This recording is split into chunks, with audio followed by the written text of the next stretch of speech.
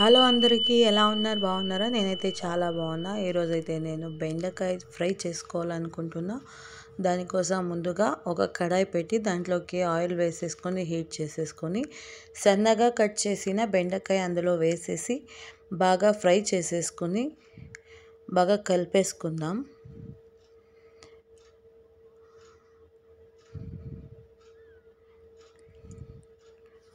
చూడండి, ఇలా కలిపేసుకోవాలి.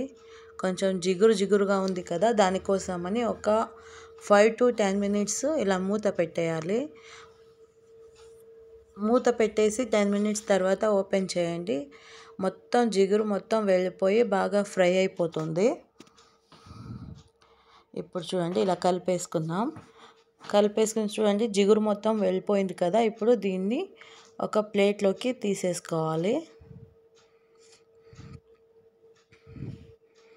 ఇలా ప్లేట్లోకి తీసేసుకుందాం.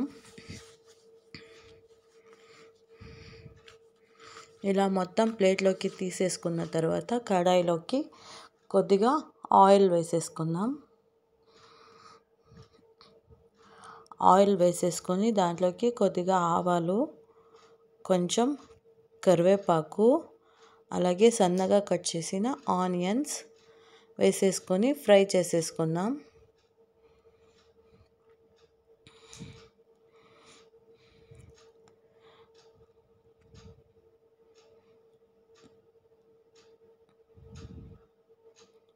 ఈ మాత్రం ఫ్రై అయితే చాలు.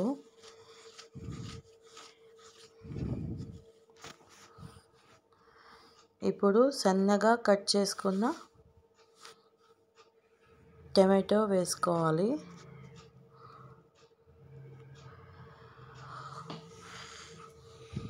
చూడండి, ఇలా టమాటో వేసేసుకొని బాగా మిక్స్ చేసేసుకుందాం.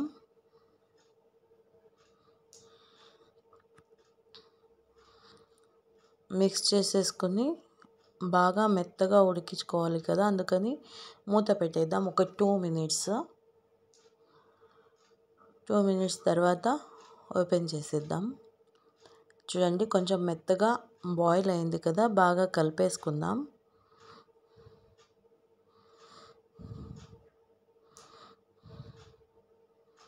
కలిపేసుకున్న తర్వాత ముందుగా ఫ్రై చేసి పెట్టుకున్న బెండకాయ అందులోకి వేసేసుకుందాం. వేసేసుకొని బాగా మిక్స్ చేసేసుకోవాలి.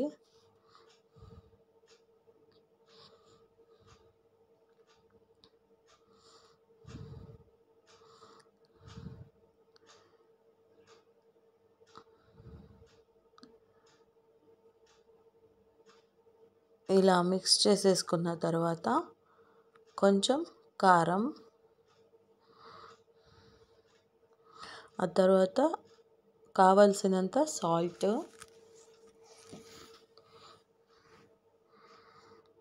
వేసేసుకొని మిక్స్ చేసేసుకుందాం. మొత్తం మిక్స్ చేసేసుకోవాలి. ఆ తర్వాత కొంచెం వాటర్ వేసేసుకోవాలి. వాటర్ వేసేసుకొని బాగా మిక్స్ చేసేసుకుందాం. ఇలా మిక్స్ చేసేసుకున్న తర్వాత మూత పెట్టేద్దాం.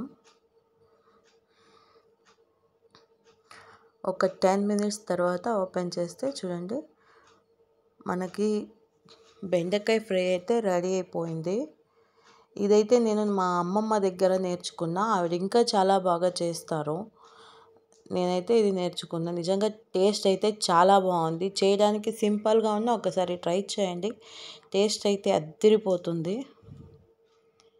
నిజంగా చాలా అంటే చాలా బాగా వచ్చింది. మీకు కూడా నచ్చినట్టయితే మీరు కూడా చేసుకోండి. అలాగే మా ఛానల్ని లైక్ చేసి సబ్స్క్రైబ్ చేయండి. Thank you all.